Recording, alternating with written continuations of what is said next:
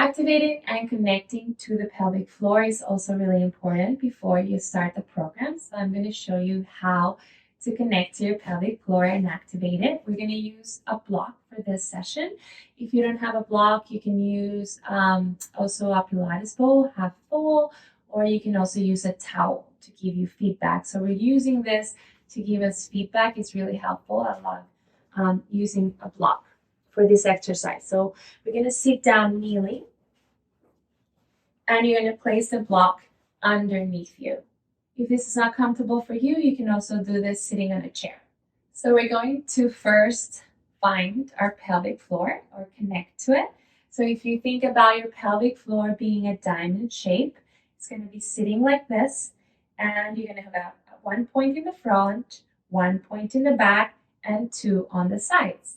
So we're going to put one or two fingers in front of our vagina, our pelvic floor, and then another one in the back of the coccyx. And we're going to lean forwards. So I want you to lean forwards on your fingers and on your block, and where you feel the pressure between your fingers, the block, and those muscles, that's the front of your pelvic floor. Now, when you lean back, try bracing the core to leaning back. Don't bulge out. So brace the core and lean back. When you feel the pressure with the block and your fingers, that's going to be the back of your pelvic floor. So just lean forwards and back, and just feel that.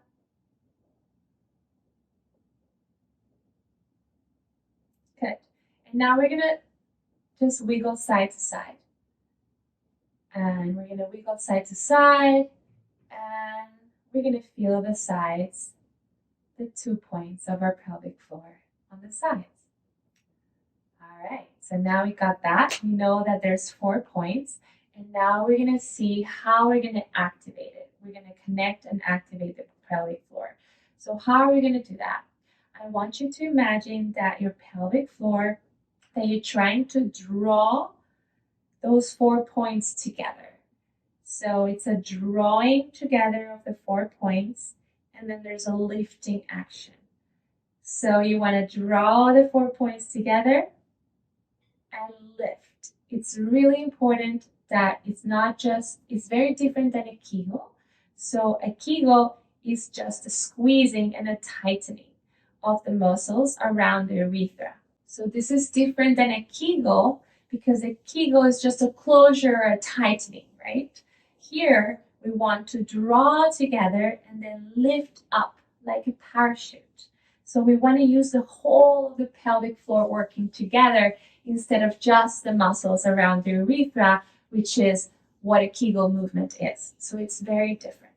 We're just going to breathe naturally and relax.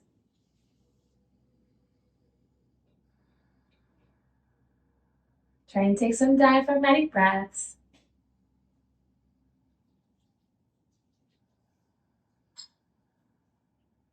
And then I want you to imagine that on the exhalation, you're picking up something with your vagina, with your sexual organs. Perhaps it's a little ball or a berry, and you want to pick it up and then lift it up. And then on the inhale, you're just going to relax it. Relax, relax, and let it go. So I like to imagine like a claw or a crane. If you imagine those games at the fair that are like a claw, and they're going to pick up that stuffed animal, but you never win because it has too weak of a pelvic floor. That's going to be your pelvic floor action. It's going to be a crane or a claw or a parachute that opens, it relaxes, and then it tightens, it draws up together, and then it lifts up. So that's the action of the pelvic floor.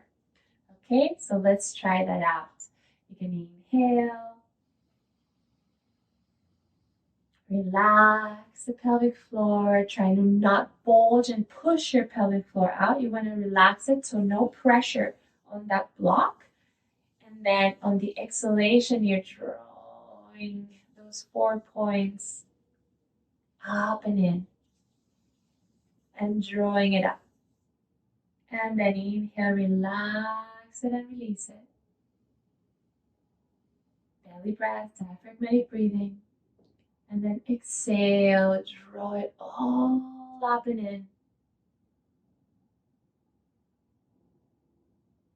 And inhale, relax and release. So you might be able to feel some feedback on the ball or on the block as you're drawing your pelvic floor muscles together and lifting it up. That's why I like to have it there. So it really kind of helps me put some feedback in those muscles so I can feel it. And then relax and release. So really important is that you're not bulging on the relaxation. So relaxation is as important as tightening and strengthening. We need both to have balance in the muscles. We don't want to have just a really tight pelvic floor because that's going to be really hard for a lot of things. We actually get a lot of the same symptoms of a weak pelvic floor if we have a hypertonic tight pelvic floor. So you don't want that. You also want to work on relaxation. And relaxation doesn't mean bulging and forcing your pelvic floor out. It just means a relaxing and releasing of the pelvic floor. Imagine a flower opening up. And then exhale. Imagine that parachute or that crane picking up something very small, lifting it up and in. And relax it and let it go. Exhale. You can blow up a candle if you want, so you can control the breath easier. The exhalation, and then inhale through the nose.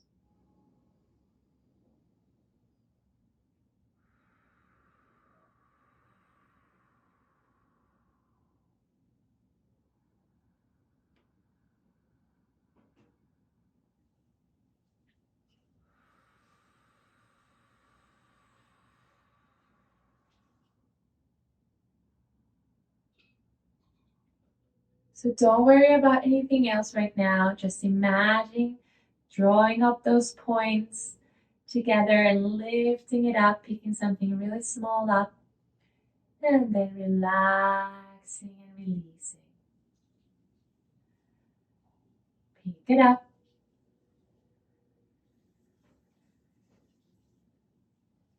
And relax and release. Very good. So this is another key element of this program. So I want you to practice this very well before you move into adding the other elements of the breath and the transverse abdominis. So we're going to start by connecting and activating to the pelvic floor. Then we're going to move into learning about the diaphragmatic breathing and then on how to activate the transverse abdominis.